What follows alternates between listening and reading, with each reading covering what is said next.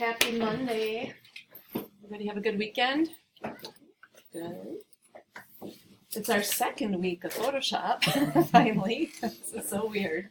I'm like, how can we only be on chapter 2? I don't get this. First thing that we're going to do is make sure everybody gets logged in, that you have Photoshop up and running. So you can either go up to your app icon in the top right here and log into your own account and launch it from there, which is actually, you have to log in there. After you do that, you can launch it from this window, or you can come down to the Launchpad and launch Photoshop from here once you're logged in, or it might prompt you to log in after that. Then I'd like you also to go to Blackboard and refresh if you've been in there. I turned on Learning Plan 2. We do have some files that we're going to be using outside of the book files. And you should have downloaded the book files last time, so if you're sitting at the same computer logged in, they probably are on your desktop. If not, hopefully you have them on a jump drive or can grab them somehow. And in Learning Plan 2, if you scroll down to the bottom, you're going to see Pictures for Class Week 2 and Color Correction Pics. Go ahead and download both of those. And they'll be going into your downloads folder by default, so that's where we can look for them when we need them. So make sure you grab those two files right down here.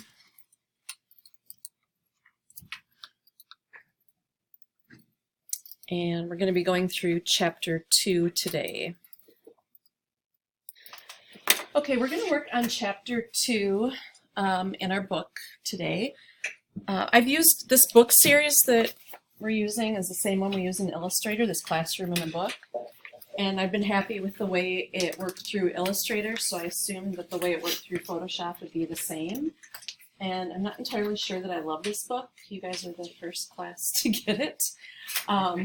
So I found that chapter 2 jumped into stuff really quickly, and maybe we cover it better later. From what I've seen flipping through here, we don't. So I'm actually going to supplement this chapter with some things from the old book and some practice. What we're going to be doing in chapter 2 is basic color corrections. And to me, that kind of seems like jumping into chapter 4 or 5, and we haven't done anything yet. So I'm not sure that I agree with that. But then also the picture they give us is like a really old, like 1960s or 70s tinted yellowish green, which is great. We're going to do color correcting. But the version that we improve it to, I think, still looks horrible. So we're going to do other work.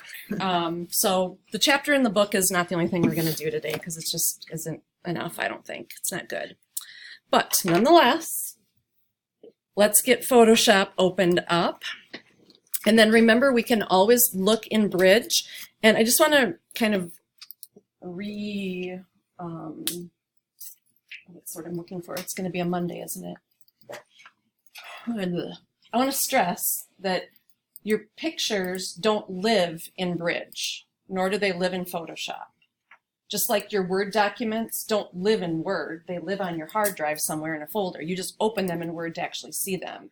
So you don't have to bring your photos into Bridge and work with them in Bridge because that's where they live. That's not true. Bridge is just a piece of software that allows you to look at them, just like Photoshop is. So they can live anywhere on your hard drive, your jump drive, the cloud, whatever. I hope, does that kind of clear up?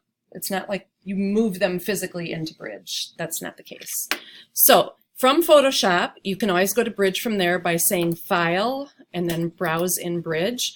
Or you could just go and launch Bridge from either the Launchpad or your app, either way. But let's get Bridge loaded up too. You can see at the bottom in your taskbar it's bouncing, which means it's loading slowly but surely. And then all Bridge is a way of looking at photos, getting information about them, seeing what's going on. So right now the folder that I'm drilled down to is my desktop, and I can see the path up here where it says it's on my hard drive in, does that say library? I can't tell what that word is. And then it's my identity and then desktop. Or over here you can click. So wherever you saved your book photos, the Photoshop book files, either in your desktop, a jump drive, wherever you have them. Go ahead and find them. So I have Photoshop book files right here. I'll double click on it. And then I'm going to just double click on lesson 2 to open that. So what we see is a start file that's a TIFF. We see an end file that's a PSD. And we see a bike file that's a TIFF. I want you to select the start and the end. So shift and click on both of them so they both have a highlight around them. And you can see them side by side in that small view. Or if you hit the space bar, you can view them one at a time and left and right arrow key back and forth. Spacebar just gives you a full screen view of whatever file you have selected.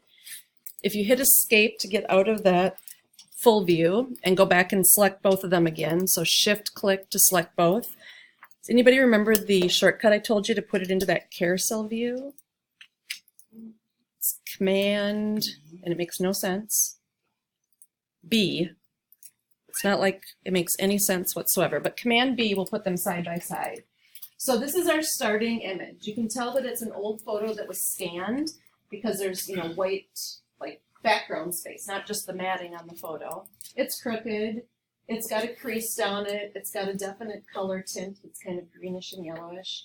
So we're going to go from the version on the right to the version on the left, which is still not the best color. But some of these old films really didn't capture the array of colors that we have now and that we're used to now. So it's not like we can necessarily perfectly recreate it.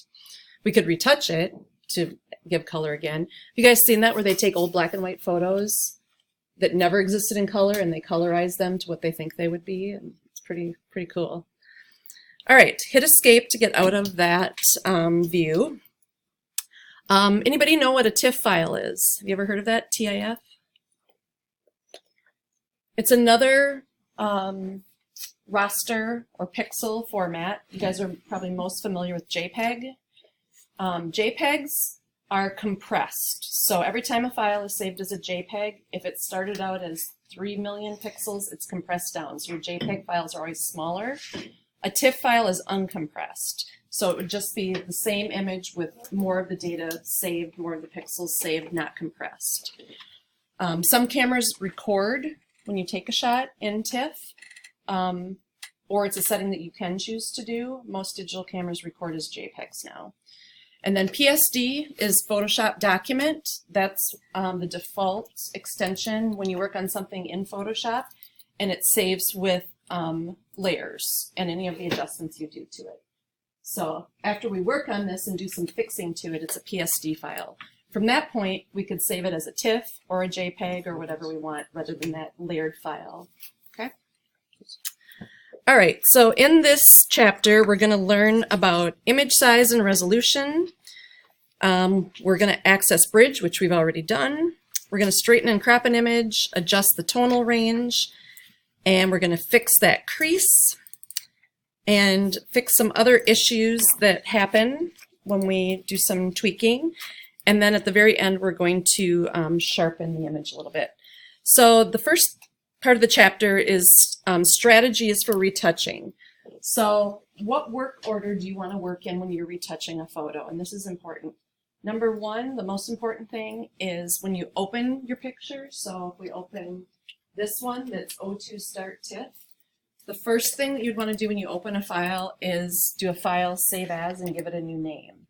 Anybody have a guess why we'd want to do that?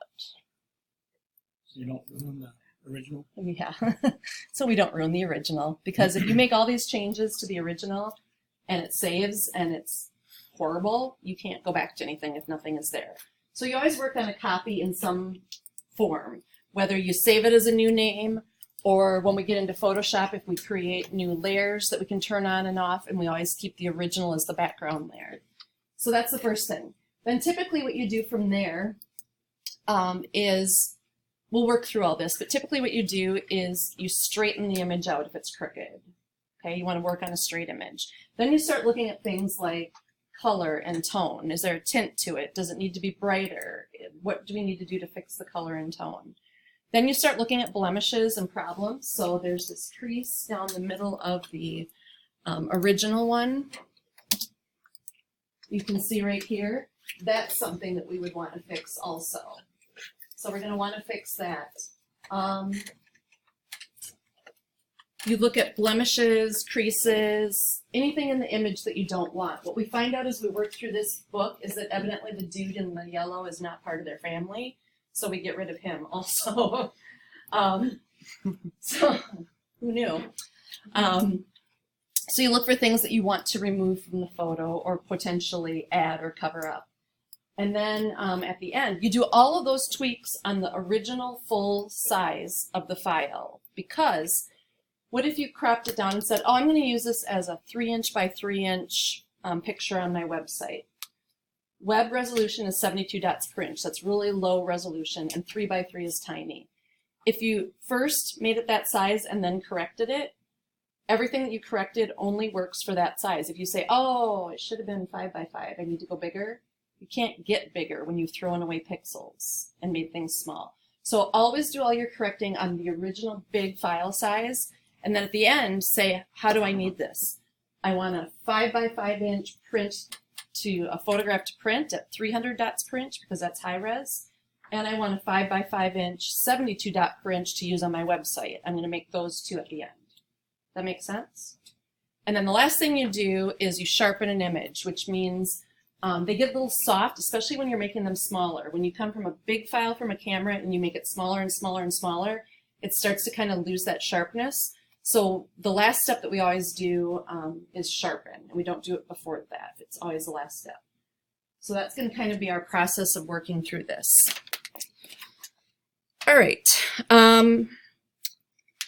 Resolution and image size. Let's open this original picture. So in Bridge, you can double click on the O2 Start TIFF, and by double clicking, we're going to bring it into Photoshop.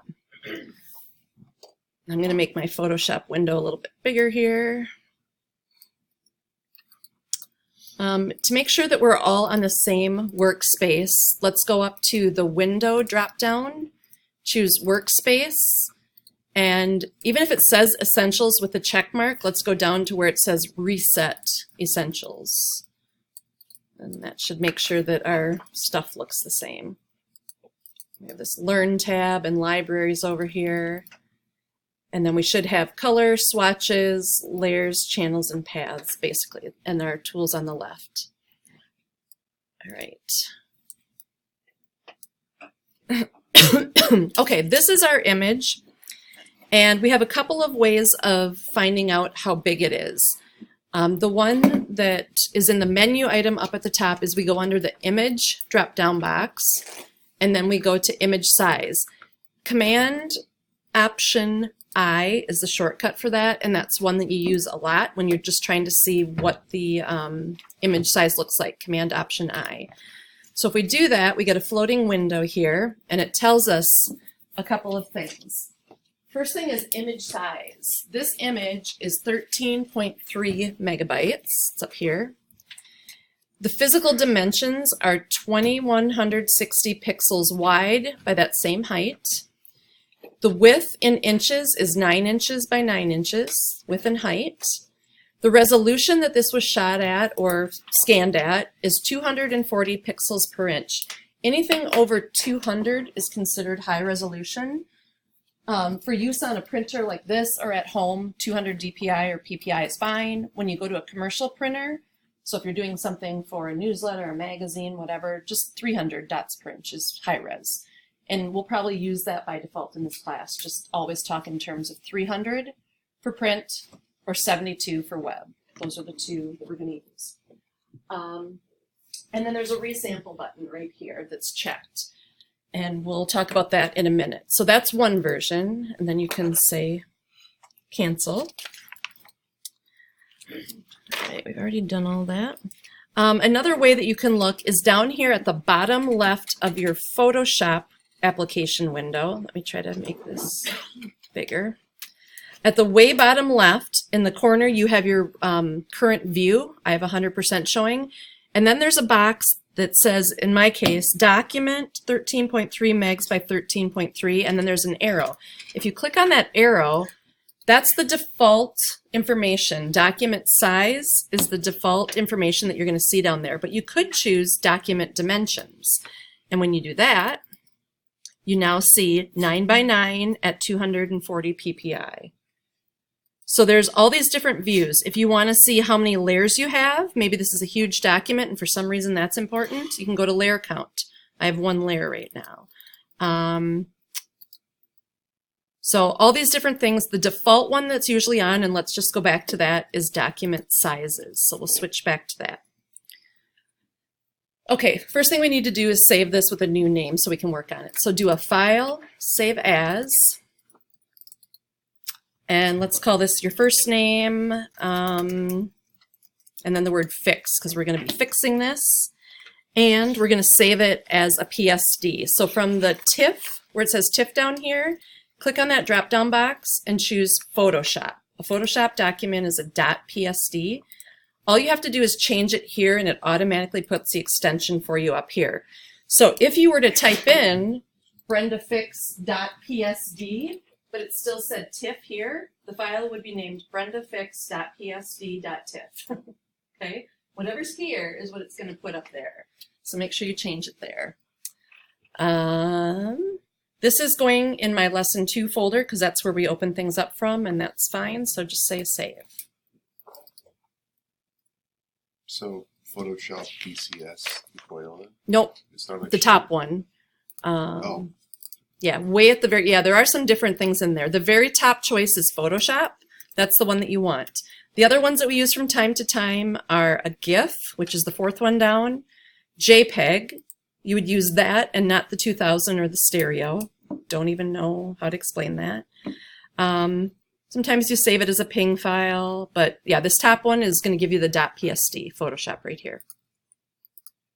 Okay, so we have our file. The first thing that we're going to do is we're going to look at this and we're going to straighten and crop it. So the tool that we do both of those things with is our crop tool. On the left toolbar, it is the 5th tool down. The keyboard shortcut that will jump you there is the letter C. That'll get you into the crop tool. All right, when you bring it over into your window, you see that it looks a little bit different. We have the crop icon. But also important is the minute you choose a tool on the left, your option bar up here at the top going across changes to be specific to the tool that we're on.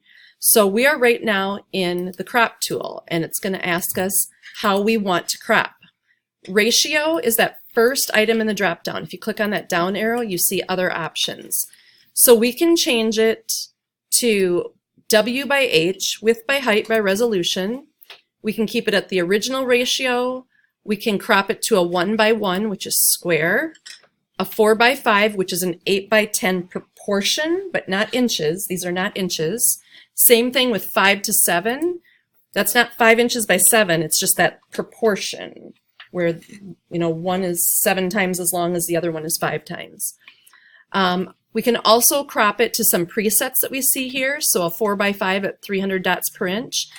Or we can set one up and then make a new crop preset. So if you're working on a newsletter and you have 20 photos of new employees and they're all going to be 2 by 2 squares, you can set up a crop preset of 2 by 2 at 300, which is high res, and then save it as a new preset. And then you can just keep using that same preset. All right, let's choose the option that is second from the top, width by height by resolution. And then to the right of that, we have some empty boxes. In the first one, we're going to type in 7, and we're going to hit Tab, and inches are what showed up. It says IN. That's not always the case. If you look over a little further, we see pixels/inch or pixels by centimeter. So because we're in this measurement, it knew to type in inches. If you wanted to say 7 pixels, you would type in 7px. If you wanted it to crop in a measurement of points, which is something we'll talk about in typography, you would type in pt, like 10 points by 10 points. You would type in 10 pt instead of inches.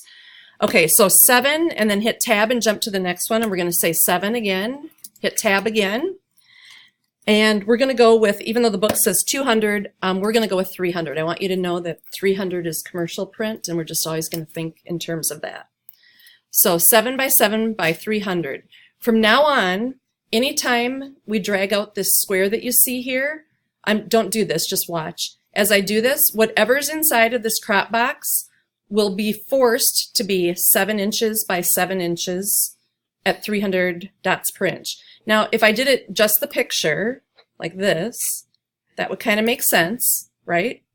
But what if you cropped it way down, like this? And then notice you can also, whoops, not like that, you can't. When you click under here, you can move the photo to fit underneath the cropping that you wanted. So if I were to crop it like this, so you know what? I only want this little boy right here. Okay, it's not working, right? Because it's 7 by 7 square, and clearly that's not going to work. If I were to tell it to do that, it has to make that little piece 7 inches by 7 inches at high resolution. Anybody think it's going to look good or bad? Bad. Bad, right? Because here's all the pixels that would make it look decent at a 7 by 7, but now I'm taking this teeny tiny piece. So don't ever crop down so small in your picture and tell it to be big, high res. It's going to get pixelated. You don't have enough data there to start with, okay? Whenever you make a crop, you can either hit enter on your keyboard to accept it, or you can say yes with the check mark, no with that middle one, or the other, like go back is reset it. So I'm going to click to reset. Before we actually crop it, we're going to use the cropping tool to straighten or level out this picture. And there's 2 ways that we're going to do it. The first way that we're going to, the only way that we're going to straighten this picture is we're going to straighten the original image on this page, meaning we're going to make this white border around here, everything get level, right? Doesn't matter if the bridge or this other bridge are still crooked. That's not what we're straightening right now. We're just straightening the photo, okay? So up in that option bar at the very top, oh, I lost my numbers. I got to type mine in again. Oops.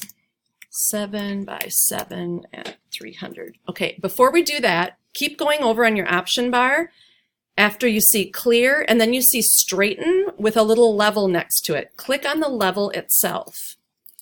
That turns your cursor into a level. And now what we do is, and watch before you do this, is we click and drag on the existing line that's bad, not what we want it to be. So I'm going to click once and hold my mouse down over here, and I'm going to drag out a line that is exactly how this top line is, and then when I let go, it straightens it. Okay, so click and drag a straight line or a line that matches that top border. You're not actually drawing out what you want to be level, you're drawing what you see. And if your tooltips are turned on, I think mine said something like 4.2% or something of a crookedness, it tells you how far off it is. In the old days, like not too terribly long ago, 3 or 4 years maybe, this tool didn't exist and your only option was to rotate the canvas, and you would go in and you would guess, I think it's 2 degrees off. So you would type in 2 degrees and hit enter and it would tip. And then you go, that's not quite there. And you just keep trying it with half degrees and degrees. So this is pretty slick. So right now we've successfully at least leveled out this image, the photo itself, not necessarily what's inside it. Now we're going to take the edges of our bounding box for our crop tool, and we're going to drag those in and up so that we get everything, all of the white border cropped out. And remember, it's holding it to that 7 by 7 shape that we told it to be in. So you can get it safely inside the borders, and then if you want to move the photo behind it, you click and hold down your mouse and then drag right or left to move the photo behind the cropping.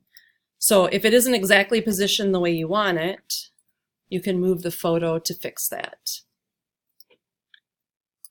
So when you're happy with what you've done, either hit the check mark at the top in the option bar or just hit enter on your keyboard. And we cropped the picture, we got rid of all the white border. If you weren't successful, use the crop tool again. And if you see some edges of white or something sticking out, go ahead and do it again. Another thing that I needed to show you in the crop tool, and I need to undo mine.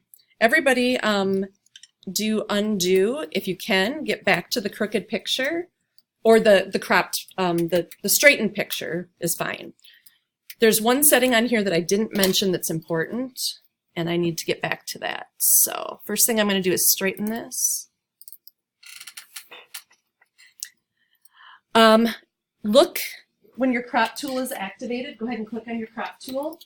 Also up in this option bar, further over towards the right, there's a checkbox that says delete cropped pixels. In this case, it'd probably be safe to do because it's just white and it's nothing. But almost always, I'm going to encourage you to uncheck that. And here's why. When you uncheck it, it's called a non-destructive workflow, meaning you can change your mind. So if this is the way I cropped it, got a little carried away, kind of cropped out the butt of the kid in yellow. And then a person I'm working with says, hey, there was more space around that kid. Where'd it go? All you have to do is go back to your crop tool and click on the image again. And because you non-destructively cropped it and you kept those pixels, Photoshop still knows they're there, it all comes back and I could stretch it out. See how that works? So cropping does not have to be a one-way street where it's done forever, and it shouldn't be, just to be safe. In this case, like I said, where all you're really doing is getting rid of the white edges, it may be safe to throw them away, but what does it hurt, right? Why do that? Okay, so that's non-destructive cropping, and that's pretty important. So I would just recommend you uncheck that box. All right, from here, we're just going to do a file save or a Command S to save our document this far. If you get this pop-up window, just say okay or yes to that. So if we look at our tab at the top, it says the name of our file, .psd. There's no longer a little asterisk behind it. That shows up when you've made changes and haven't saved. Now that we've saved, that asterisk goes away. All right, everybody good with cropping? All right, before we move on, let's go back to Bridge. So if you have it down in your taskbar, you can quickly just simply click on the BR down there.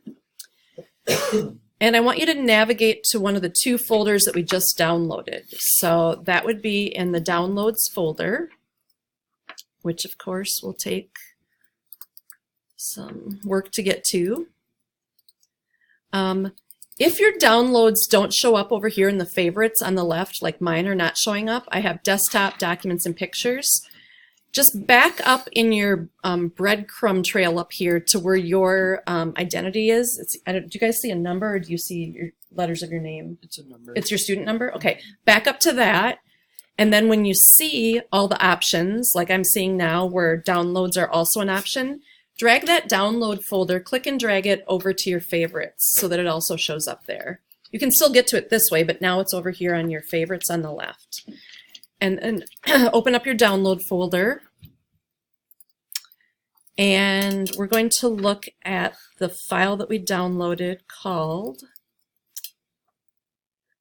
Photoshop Pics Week 2 Zip. I actually thought it would unzip, but it didn't. So let me see if that does the trick. Okay, it did. If I double click on the zip file, it did, or did it not? It unzipped it. There we go. So double clicking on the zip file in Bridge will unzip it and leave a folder for you right there.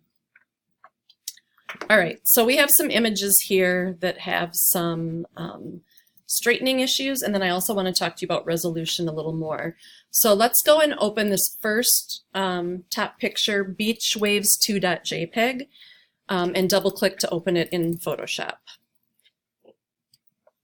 And once you do that, you're going to see that we're still in the crop tool by default. That's the last tool we use, and it still thinks we want to do a 7x7 at 300. So one thing you can do right away is click on the clear button up here in the top to get rid of those options, and then just switch to a different tool. I'm going to switch to the move tool, and that's going to take away the crop box. Need help? Yeah. Okay. Sorry. No, that's fine. Anybody else? All right, so in this case, we pulled down a guideline, and if this if this horizon line were off uniformly, we'd see it go in a straight line. This, when it was taken, was a panorama, and sometimes when you do a panorama, you get that weird bowl thing when you're shooting panos. So this one's going to be hard to straighten. The best we can do is maybe straighten the center point right here and let both sides dip down, being a panorama. So if you ever want to pull out these guidelines to look at something, or maybe to line up like you're going to write text on it, and you want to line up text in certain areas, you can pull them down from the rulers. To get rid of them, switch to the Move tool if you weren't in that.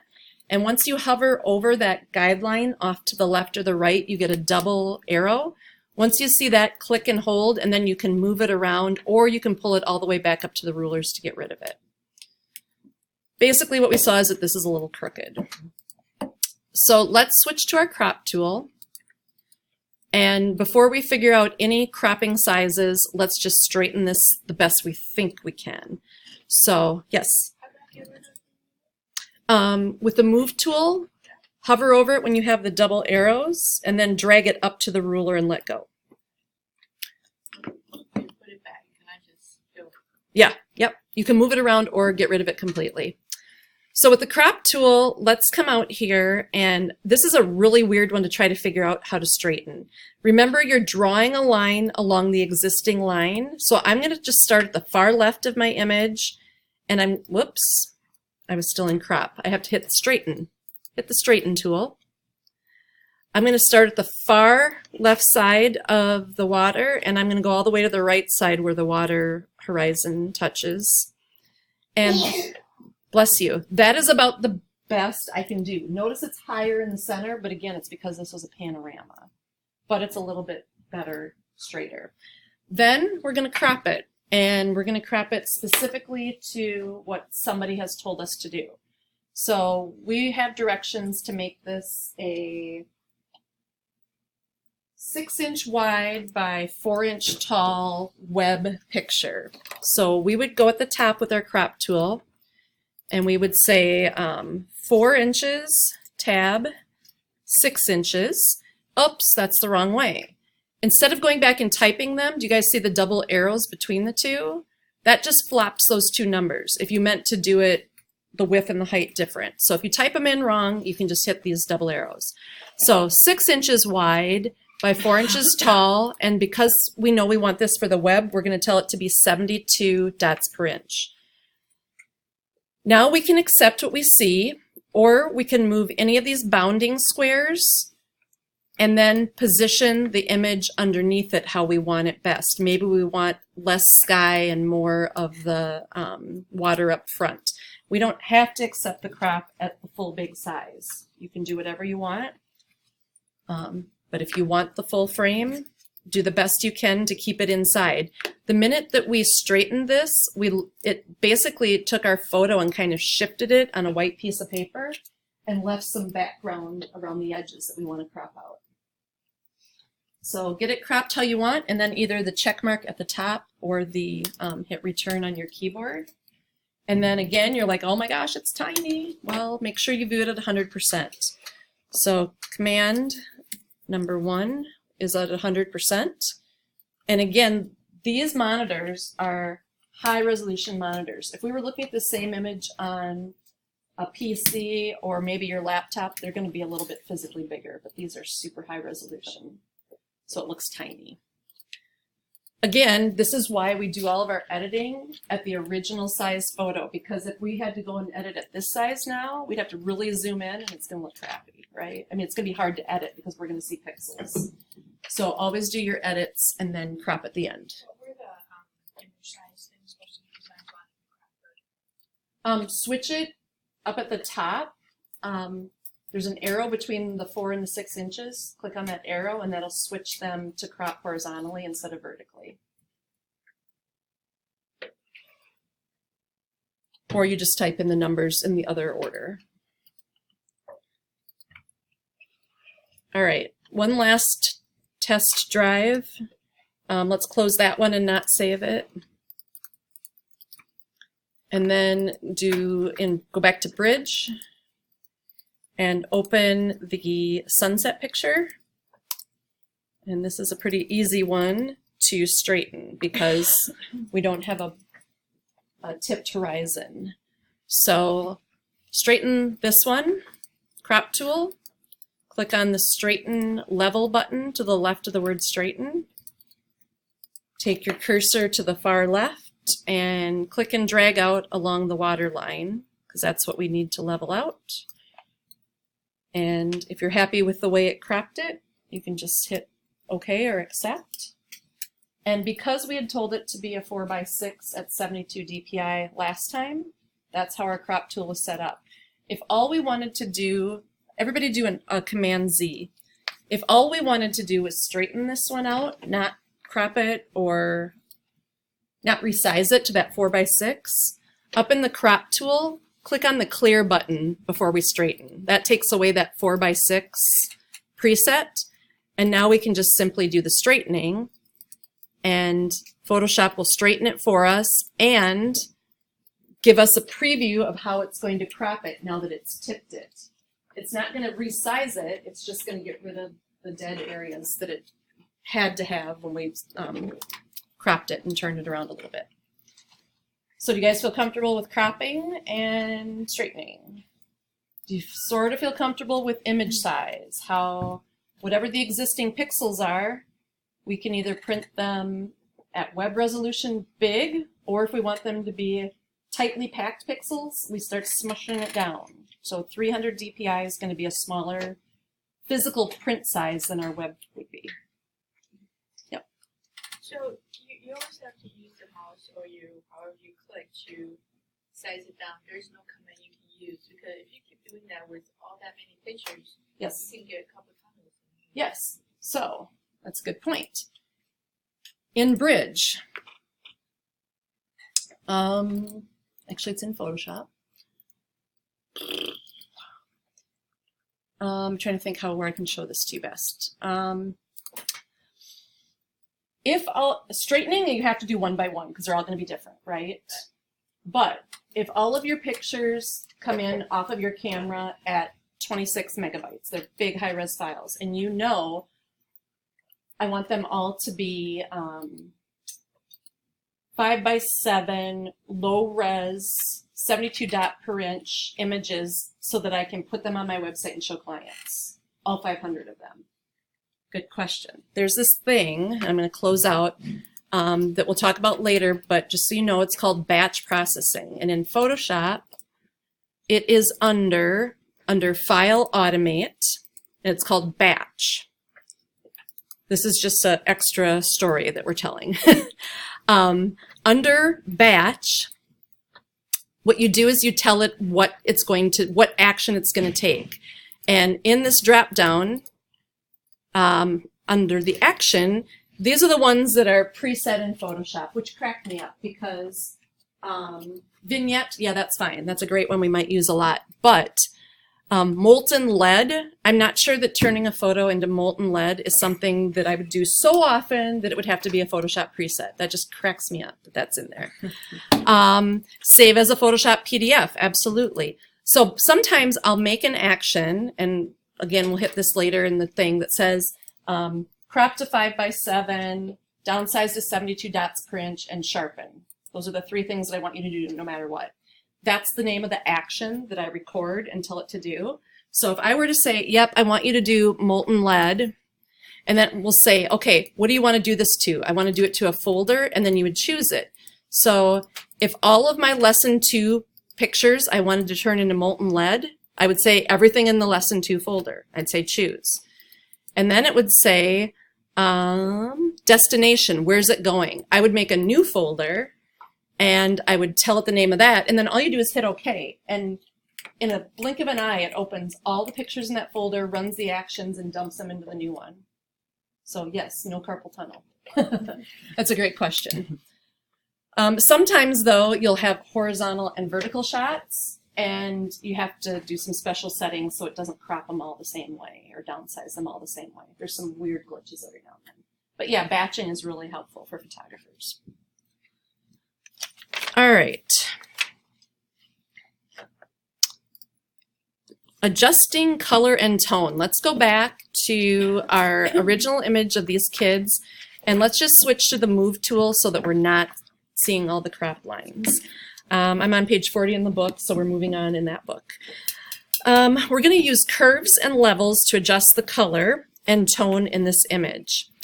And again, I don't care for the way this book moves because we just jump in so deep, and I'm going to we're going to do this and then we're going to go and practice, and I'm going to show you more things. But how we adjust, how we do color correction in a non-destructive manner, which is really important, which means we can change our mind, we can back off the intensity of whatever we do, etc., etc. We do that with our layers panel and adjustment layers. Now, depending on what view you have, you might see in the adjustments tab right here. So up at the top, you have properties and adjustments. In the adjustment tab, you see all these little icons, and if you hover over them, they're going to give you an idea of what they are. Brightness, levels, curves, exposure, vibrance. So that's one way that you can do that. If that isn't showing, or it's just not, I don't know, I never use that workflow to be honest, I come down to the layers panel. We only have one layer. It's this photo that we're working on. And at the bottom of the layers panel, you see some icons. The first one's grayed out, but then you have an FX, which is to set a new layer style. Then you have the masking icon. Then you have the circle that's half black and half white. And I, for lack of better terminology, I always call that the yin and the yang button, you know, the black and the white. That's the button to create a new fill or a new adjustment layer. That's the button where all those same options exist. So click on that, and you're going to see I can create a new solid color fill, a new gradient fill. I can create a levels or curves adjustment layer. And that's what we want to do. We want to do a curves adjustment layer. So click on that. You could have, from this adjustment window right here, clicked on the curves icon and it would have done the same exact thing down here. What it does is that it adds a layer above your photo called curves. And whatever we do to tweak this is going to affect the layer underneath it, which is at this point only one layer. And it's going to affect that one. All right. Like I said, they jump deep into this, but what they want us to do is we want to figure out what should be white in this image. So the first thing I want you to do is maybe zoom in a little on your photo so you can Command plus a couple of times. And then if your view isn't where you can see the little girl in this green and white striped skirt, hold down the space bar and you get the hand tool, and then you can move it around so that you can actually see the correct part. So back over here in our layers panel, the layer that we're currently active on is the one that's highlighted, and this is what needs to be highlighted. So make sure that your curves layer itself is the one that's highlighted and active. And let's come up and look at this curves panel. Unless you're used to Photoshop or photography and histograms, this looks like math and scary and like nothing you want to deal with, right? This is actually pretty cool because what it is it's a measurement of pure black to pure white pixels in your image. And you say, but this is color, I don't get it. It's actually the tonal range. So if you could picture this as a black and white image, what pixels would be pure black, dark gray, lighter gray, you know, all the way up to white. And it's just a measurement. If there are pure black pixels, it puts a square here. If you have 100 pure black pixels, it makes a taller thing right here. So we can see from this histogram that there's nothing pure black in this image because we don't have a big lump over here, and there's nothing white. All this means is that it's a darker photo it's not good. It doesn't have a good black to white range.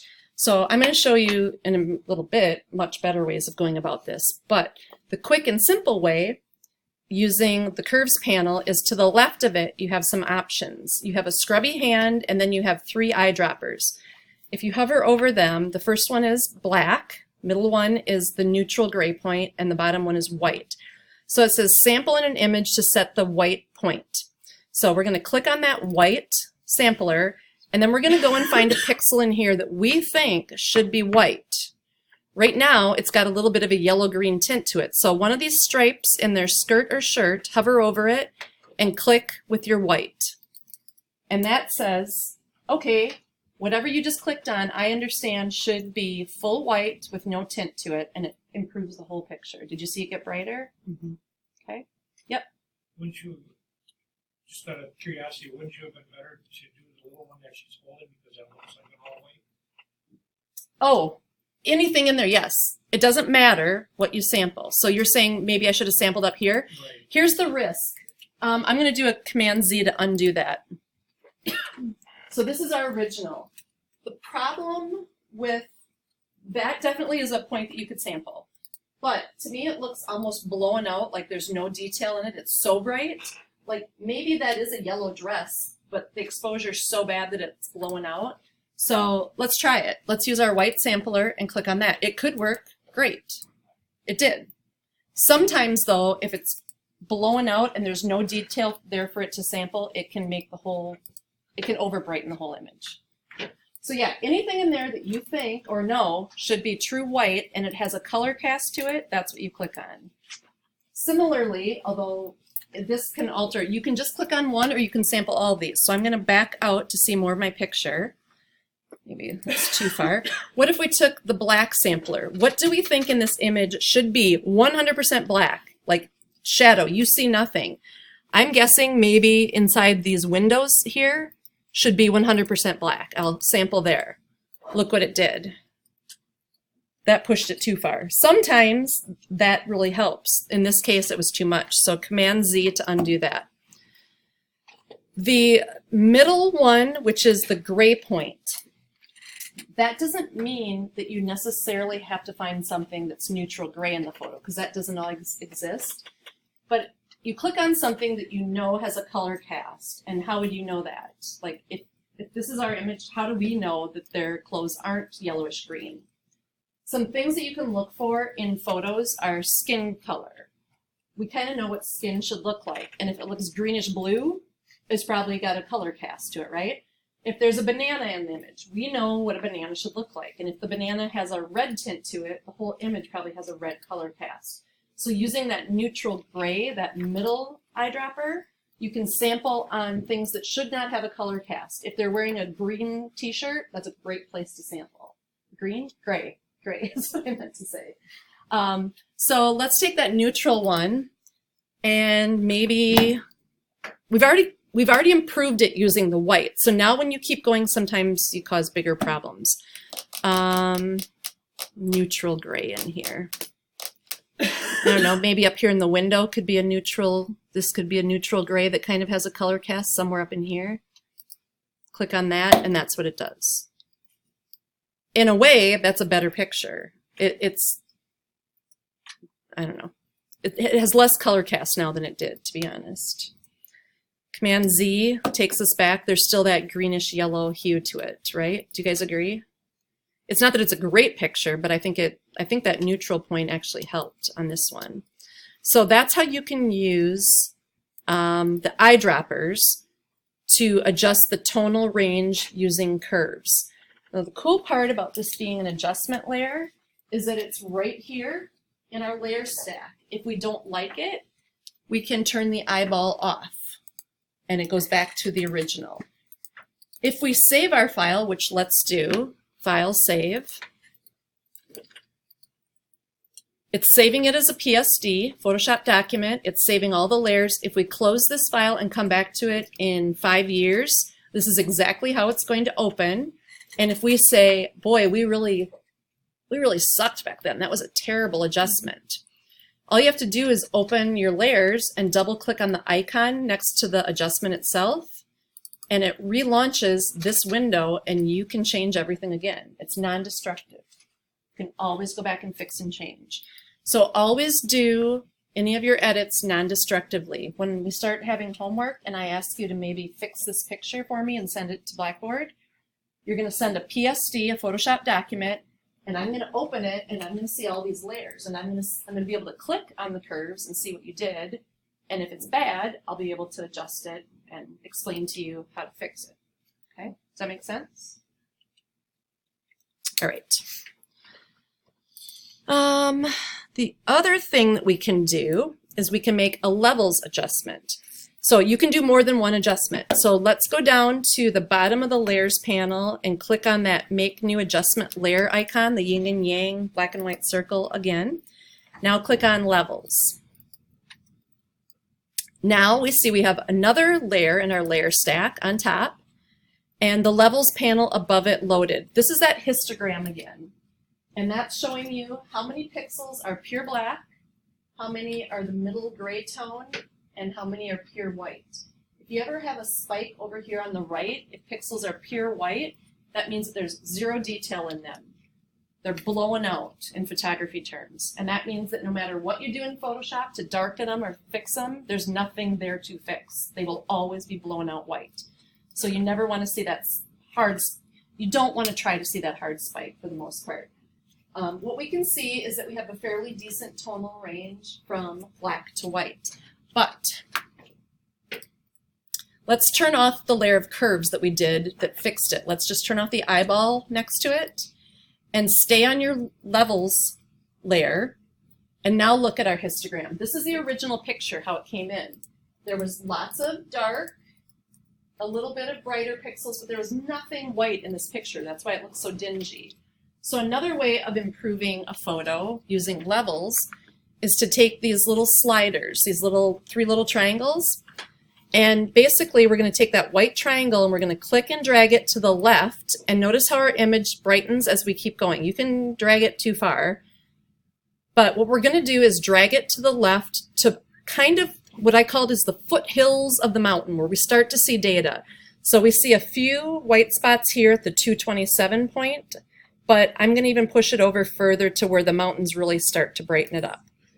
By doing that, when we hit enter or return, what it does is it's going to stretch out all the pixels and make them whatever this color of white used to be, it's going to stretch it to the right and make it that bright white. Same with the black point. If your image doesn't have a good black point, you can click on the black triangle and start pulling it over to the right. Notice how the image is getting darker. So you would pull the black point in to where the foothills start. And then if you need to, that midpoint is always moving with your other adjustments, but if you need to, you can brighten up or darken the midpoints by dragging that one around. Okay. So if we do both of those adjustments and we turn them both on, we're going to see that we fixed the brightness and color. We took out the color cast using curves, and we just brightened up the tone using levels. So you can have both of those adjustments turned on. And then we're going to hit save. In your book, it says to flatten it so it's easier to work with. I say don't. Whenever we flatten this file, what we do is we tell Photoshop to come over here and smush all this down and make one layer that shows us what it looks like right now. The minute we do that, we've lost our editing abilities. This is no longer non-destructive workflow. So the only time I do that is when I know I'm done and I want to save a flat version. Okay? So to humor them and so we can work on fixing blemishes, we're going to do a File, Save As. Instead of flattening this one image, we're going to save another one that is flat, that's a JPEG. So you can call it Your Name Fix, but this time call it JPEG. So in the drop-down format, pick JPEG. And it's still going into the Lesson 2 folder, and say Save. And OK. Oh, on this pop-up window, JPEG Options, you can save a low-quality JPEG to a high-quality JPEG. There is no reason to save a low-quality JPEG. Always crank that up to the highest possible, which is 12. After you do that a few times, it'll start defaulting to 12. But mine was at 10. So JPEG, the highest quality, say OK. And then notice that we're still working on the PSD file. All we did was save another version of it in Lesson 2, but we still have our PSD file open. All right, let's close this image. If it asks if we want to save it, you can say yes, because we worked through the PSD of it. I want to make sure before we go on our first break that everybody went into Blackboard and got both of these two downloads because color correction is the one that I'm going to show you some extra stuff with next. So if you haven't downloaded that folder and have it ready to go, please do that before you take your break now.